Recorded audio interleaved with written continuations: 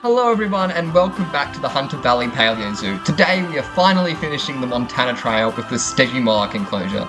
My name is Hoof and it has been a while since I've recorded one of these, but it feels so good to be back with you guys, and I hope you will enjoy what I've got in store for you today. A bit more of a simpler build this time, as you can probably tell by the episode length, but in a real zoo, not every enclosure is super eccentric, so I really wanted to hone in on that for this episode, and take inspiration from a lot of real-world hoof stock enclosures. So without further ado, let's get right into the speed build. As always, I've gone ahead and planned out the enclosure using terrain paints and the invisible fences, and for this enclosure I decided to just copy and paste the shelter we built for the Ornithomimimus all the way back in episode 1, and we'll end up changing the roof later and making a few small edits, but just because it kind of feels realistic, a lot of, sheds and stuff that this would be based off. Companies, you can just buy pre-standard models, so that's the law we're going for this. Didn't really feel like going super eccentric when I made this, as I've mentioned, and so just this shed worked well. It fit in the space really nice, so I said, you know what, let's save myself for 2 hours of building a new backstage enclosure. We can just copy and paste the one we've already got. That works perfectly fine. As you can see over here, I'm changing out the colour of the roof, just making sure to highlight all of those individual pieces to not leave any white there, just to make it stand out a little bit, and when walking through the zoo, you really can't tell, so a little tip there, don't feel ashamed of copy and pasting your own things. It's totally okay, and you can see here we're trying out a few different Colorbond steel colours just to keep in line with that Australian realism I've been going for. And as you'll see in a second, we end up going for this nice blue colour right there. Now in this part of the speed build, I'm about to start working on the fencing, and you guys have seen that before, so while it's going on, I'll talk a little bit about the inspiration. As I've mentioned, this is largely inspired by real-world hoof stock enclosures, which, if you've been to a lot of zoos, you'll know that it's kind of like paddocks with a few trees, tree guards, and some grass where it's managed to find little areas it can grow and not be eaten. So that's really what we go for here. You can see an image on the screen now of a buffalo enclosure at the Antwerp Zoo in Belgium, which kind of I didn't use this as specific inspiration, but it's an image that kind of gets across the vibe I was trying to go with for this enclosure. And not only did I want to keep this one relatively simple for the reason of that it didn't need to be eccentric, but when I was building this, I knew that the next build I was going to do was going to be quite a large build, and that is the one you can see on my community post. There's a little sneak peek up of there of a tropical house / South America house, and that build is done. So I'm just in the process of editing it. It will take a little while. That build is 22,000 pieces and it took me over 16 hours. So I'm going through editing that. It was a behemoth, still working out if it's even going to be one episode or if it's going to be 2, but the editing for that's going to take a little while, so just hold tight. I'm working on it. It's a super awesome build though, and I cannot wait to share it with you guys when it's done. So as we can see now, just going on with the guest barrier, just because while Stygimoloch probably in a captive environment would be a relatively chill animal, would still be considered as a hazardous animal due to that the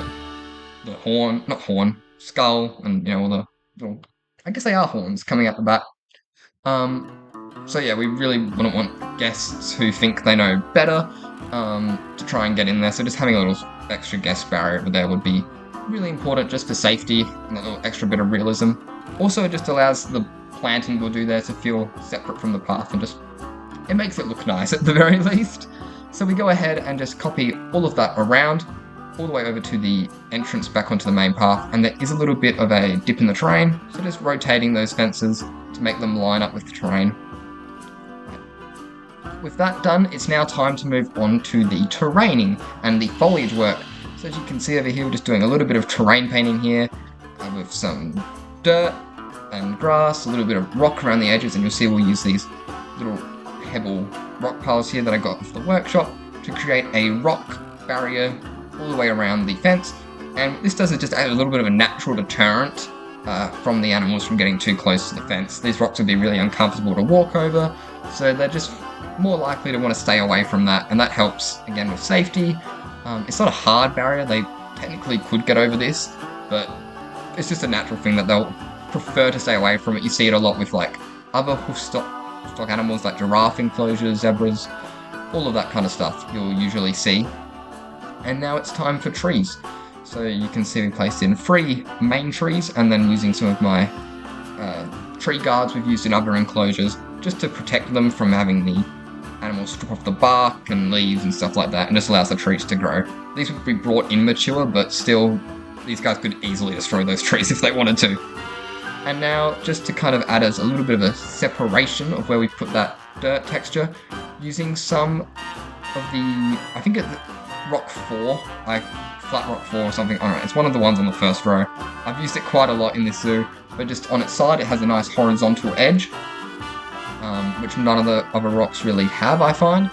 So just using those to create a little rock wall barrier kind of thing there. And then adding in some nice boulders there, you can see there. Then we'll do a few more with there. Just some nice man-placed rocks and stuff to add a bit of interest, as well as that nice fallen tree, which we just get down to scale and put in a nice position there. There's other logs and all of that kind of easy set dressing, fills up the space, not piece intensive, and it, adds a bit of interest to the enclosure. Now moving on to one of my favourite parts, the ground cover. We're using nettles, as I've been using in a lot of these enclosures, and just align to surface in a group, and we just place down an absolute butt ton of nettles. Just literally filling in any gap that these would grow in, especially around the rocks where we mentioned they wouldn't be moving as much. Those little crevices would be great places for plants like this to be able to sprout up and survive better. So you'll see we'll put them all the way around there, and especially under the tree guards as well, just areas where the animals can't really get to. It would be the more plant-intensive part to this habitat. And then once we've placed all of those down, we'll just grab that advanced move tool and sink them right into the ground, and it just makes them look, nice, like a few weeds and stuff growing out. Looks really good. And then we'll place a few separately outside of the group to add a bit of height as well there.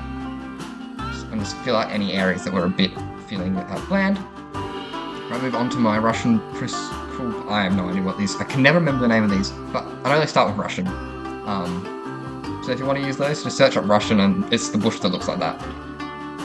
It's also the one that has dry. It's the only plant that has a dry variant, I remember that as well. So we place a bunch of those, then moving on to some common reeds, just using all of our really grassy pieces just to add a bit of volume, a bit of oomph to the foliage work. And then, of course, my lovely thyme bushes.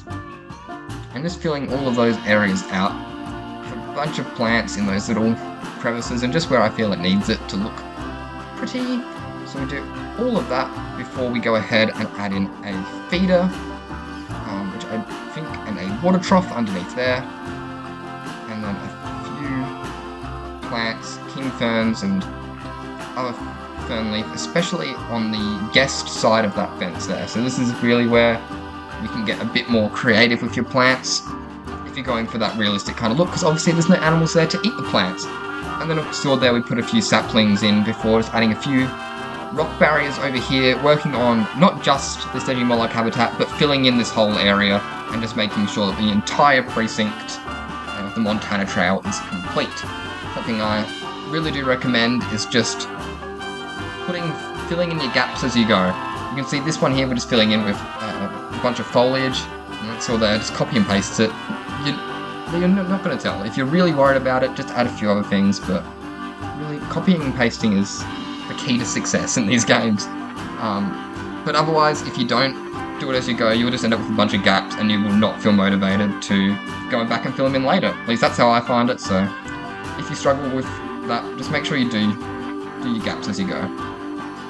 So over here, adding in some guest fencing on the other side of the path, just to keep the garden safe. There's not really, I don't think we actually touched the habitat again after this.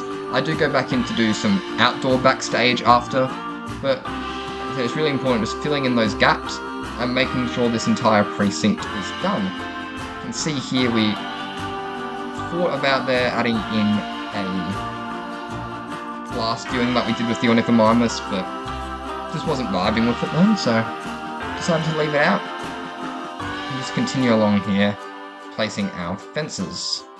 Just making sure, just leaving a little sliver of that brick curb on that path left. And that looks, trying to keep it as even as possible. And it looks really good. So then going ahead with foliage, I usually like to go with my big trees first, as you saw with the habitat. and now with this area over here. And then working from biggest plants to your smallest plants, or tallest to shortest. That's usually how I like to go with it. And also placing trees in odd numbers I seem to find looks better than even numbers.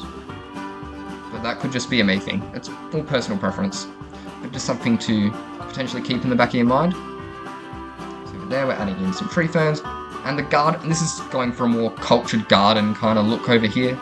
So you can see not kind of filling it all up with plants, but just a few individual ones that, make it more like a purpose garden. So, but again, it's all preference. You can fill your gaps and garden beds as heavy or as light as you like. So that's what I kind of wanted to go for here. Just, testing it out in first person, checking the vibe. Before we go in and add a few benches, just give people a place to sit is always important. And then going ahead and getting some of the info board signs we've been using. I'm so sorry, I can't remember the name of who made these on the top of my head right now, but they're in the description of, I think the last bit, either the last video or the video before the Lokiceratops and Plurifosaurus enclosure. So yeah, that's where you can find those, or just search up Zeus signage on the workshop and I'm sure you'll be able to find it. You see over here, like I mentioned, we'll do a backstage, outdoor, and that's what this is here, just a simple area on the outside of the enclosure where the keepers would keep storage and, animal poo and all that kind of stuff. See a random piece of wood that had been discoloured when I was changing the colour of the roof. I'd accidentally selected that as well, so just be careful, I guess. It doesn't really matter, but, just keeping it nice. Adding in electrical boxes, air conditioning units, all of that facility stuff, which just adds that nice extra level of realism, but that's pretty much this enclosure done, so I'll let you rest of this play out while backstage stuff gets added, and until next time, hope you've enjoyed the video, enjoy the cinematics, and bye-bye.